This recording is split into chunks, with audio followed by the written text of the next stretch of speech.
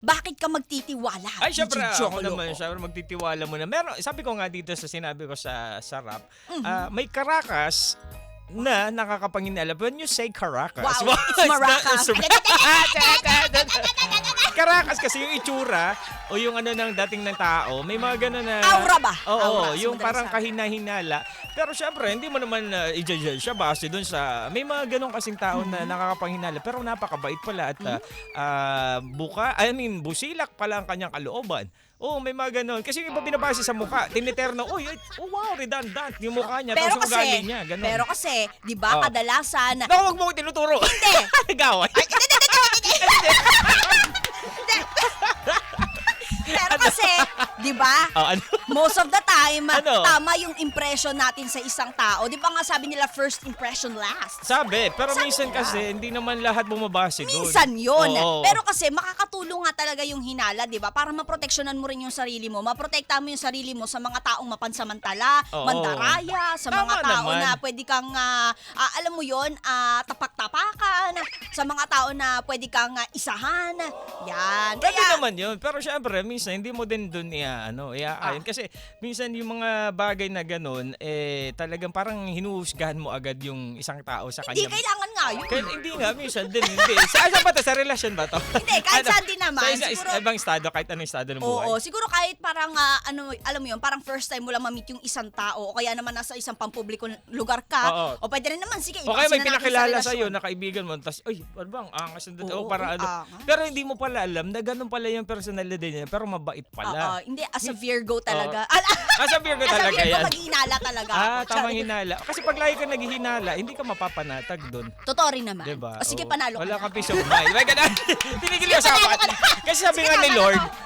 ay, daway Ano na ba natapay si Lord? Kaya Ano maging ba yan? mabuti Wala ka daw na, sa wala na akong kapwa. pwede sabihin. Oh, diba? Alis na Sabi ako. sa'yo eh. O, mapabalik mo ang programa ko. Huwag na pagkagit na natin eh. Wala, tapos na Hindi, sa usapan. akin naman, mag-iinala talaga.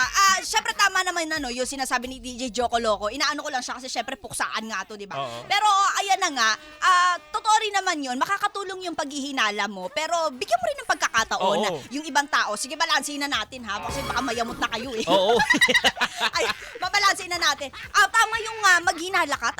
Tama rin yun dahil sa ganitong paraan, mapoproteksyonan mo rin yung Oo. iyong sarili, di ba? Baka ma-scam ka. Baka Totoo, oo. manakawan ka kung hindi ka naman magiging mapaghinala. Oo. Pero kung nakita mo naman na ang pinapakita sa'yo ay pawang kabutihan lamang, di ba? Baka naman ito na ang tamang pagkakataon na para bigyan mo naman din siya ng chance Oo. na, alam mo yun, ipakilala ang kanyang sarili. Oo. Intruhan ka. Pwede kang maghinala, pero depende mo din sa sitwasyon tsaka yung mga pangyayari. Unfair din naman kasi yun sa Oo. tao na puro, alam mo yun, puro kindness at puro kabutihan lang naman ng gustong intensyon sa iyo. Kasi lahat tayo may bad sides eh. Tama, may Alam- bad sides tsaka Oo, may...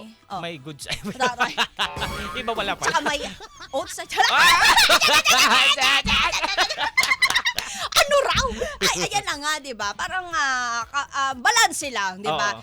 Alam dapat natin kung kailan yung oras o panahon. Alamin mo kung kailan ka Oo, maghihinala o kung kailan ka maghihinala. magtitiwala. Oo. O kaya naman, baka naman, binigyan mo naman siya ng sobra-sobrang pagkakataon. Oo. Tapos nakikita mo naman na puro kapalpakan na yung kanyang na ipapakita. Baka Oo. doon na yung oras na baka kailangan mo na maghinala na, uy, parang may Oo. something fishy.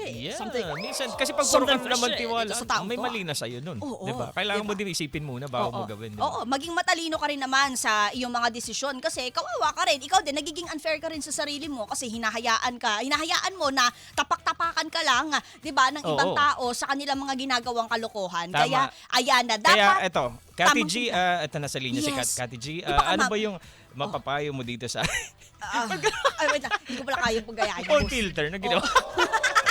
Pero ayan, di ba mga ka-vibes, kahit saan naman yan kahit kahit sa pampamilya po yan, sa pangkaibigan, pang sports pa. Oo, di ba? Di ba? May apply naman natin yan, yung tamang timpla lang ng hinala at tiwala. Tama Ayan. yan.